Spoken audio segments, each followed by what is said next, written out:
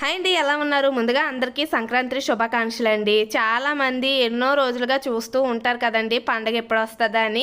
పండగ అయితే ఇలా వచ్చి అలా వెళ్ళిపోతుందండి. అప్పుడే 2 రోజులు పూర్తి అయిపోయాయి, ఇంకా ఒక రోజు ఉందండి పండగ. ఈ 3 రోజులు ఒక నిమిషంలోనే అయిపోయినట్టు అయిపోతాయి కదండి. ఈ రోజు మా పండుగ వచ్చేసి మా అత్తయ్య ఇలా దేవుడి మూల మొత్తము ఇలా పూజకి సిద్ధం చేసుకుంటుంది. ఇంకా మా మామయ్య వచ్చేసి కొత్త బట్టలు అన్నిటికి ఇలా పసుపు కుంకుమ పెట్టి దేవుడి మూల అయితే పెడుతున్నారండి. ఇంకొక సైడు మేమందరము వంటలు అయితే చేసుకుంటున్నాము. మా పూజ అయితే ఇలా మొదలైంది. చాలామంది కాయగూరలు కలకూర వండి పెడతారండి, కానీ మేము పచ్చివే పెట్టి తర్వాత రోజు చేసుకుంటాము.